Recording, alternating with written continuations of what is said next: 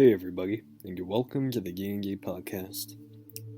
Today I have a story about the time that the Warforged monk jumped off of a massive cliff, shot down like a meteor, and kind of destroyed a city block. Here's a little bit of context. We were playing the module, the Tomb of Annihilation. We got to a city, I believe it was called Omu, something like that. And this city was kind of like at the bottom of a crater. There's a large circle around it, though we could not find a way down at the time, although later, apparently we just couldn't find the pathway that led directly into it. So we thought we had to somehow descend this cliff. I had a broom of flying at the time because I was playing. I was playing a necromancer at the time, and my previous character did have winged boots, but that character had left the game. But this new character, she had a flying broom. And we always made the joke that I was like the Wicked Witch of the West because I had a lot of necromancy spells and I had a flying broom. Also, this character was a very interesting concept, who I'll probably cover in a separate video. I might do that tomorrow, about the character who was both lawful good and chaotic evil. But she's not what this story is about. This story is about the Warforged monk.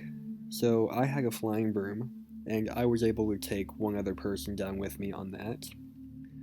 Another person, I think we had 3 rings of slow falling that were split among 3 people, so they used those to get down. I believe I came back up and got another person after I got one down. And I think all of us were down that showed up that day, except for the Warforged monk. I couldn't really give him my broom because it does have a weight limit. He was about 3,000 pounds, and I believe the broom can only support up to 400. Well, no, I think it's 400 pounds and then it starts slowing down, but then it's like 800 pounds and it just collapses or something like that. Now, the Warforged monk, at first we were just going to bring up to him a ring of slow falling, but the player that was playing him that day, he was a little bit out of it. He hadn't really slept well, so he was only paying half attention, so he just thinks, even though we're telling him what the plan is, in his mind all he hears is that he has to get down there by himself. So most monks do have the slow fall ability when they get to a certain level. And but because the game had buffed him so much with all these massive advantages, that's a story for another day of how much the game loved this character. He was also the worst DM I've ever had. I talked about him in another video.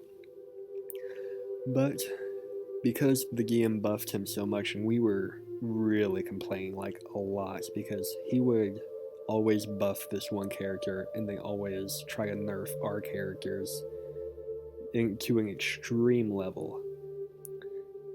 And because at some point we were complaining so much, he just said, okay, fine, some of his natural abilities may malfunction from time to time, because he is Warforged after all.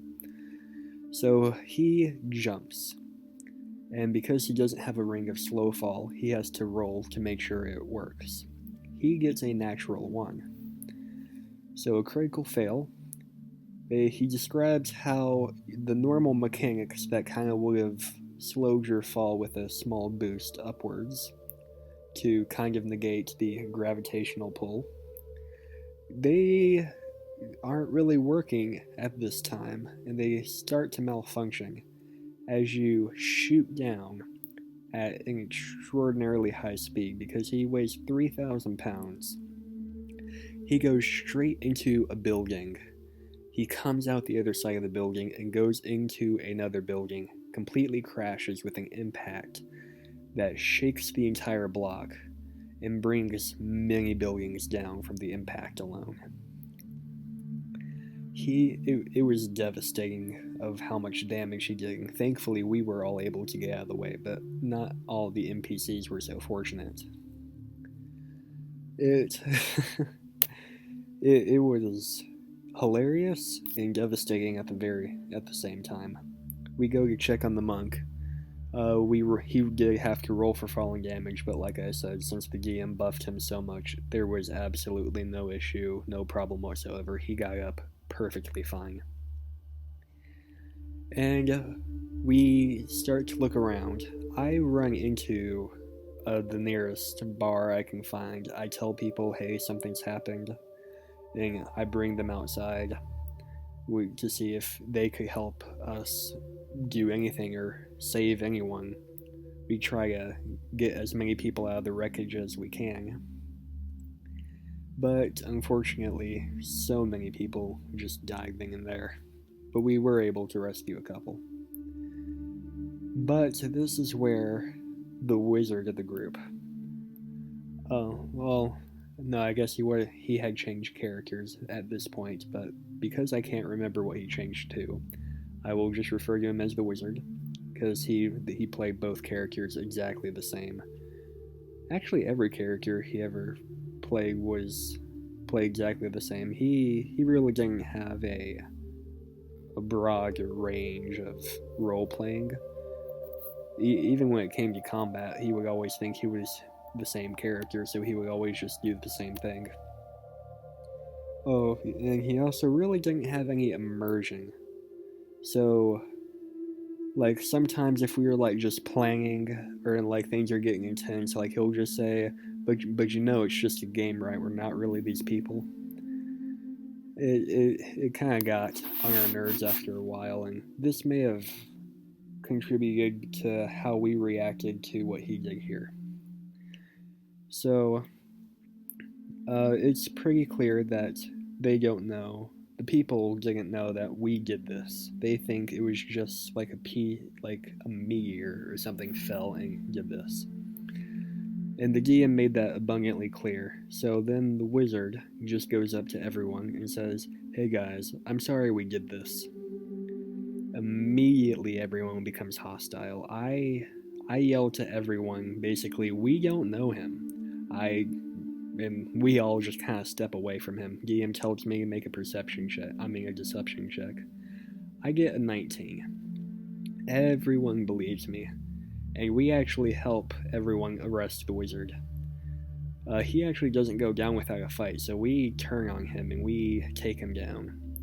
He wakes up in jail. His bail is 50 gold, and he has 48 pieces of gold. We left him there. We did not. The monk had 8,000 pieces of gold. I had 2,000. Some of the other no one had below 1,000 except for him because he had just spent a lot of money on some items. But yeah, he was 2 gold short, and none of us bailed him out. And though it sounds very harsh and almost savage, it was well deserved because this was not the first time that he got entire mobs of people after us. There was one time while we were in the forest, surrounded by kobolds. We're on a top secret mission, and he just says, "Oh no, it's okay," and then he reveals the top secret mission, which is the exact same thing that they're trying to stop anyone from doing. And while the DM did tell us later they would have stayed non-hostile if we didn't do anything, if we just let them observe us. And there was a third time he did that as well, even before. Though I can't. Oh, right, the Goblin Camp. He went straight into the Goblin Camp and revealed our top secret mission once again, which turned them immediately hostile again. So yeah, when he's gotten so many hordes of people to turn on us just like that, we thought it was best just to kind of leave him there. But that's the story of the time that the monk smashed into a couple buildings and accidentally blew up couple of structures and shook an entire block, and how we left the wizard to rot in jail for almost killing the party several times. That's about all for this story. Let me know what y'all thought. Give me a like, comment, subscribe. And until next time, roll well.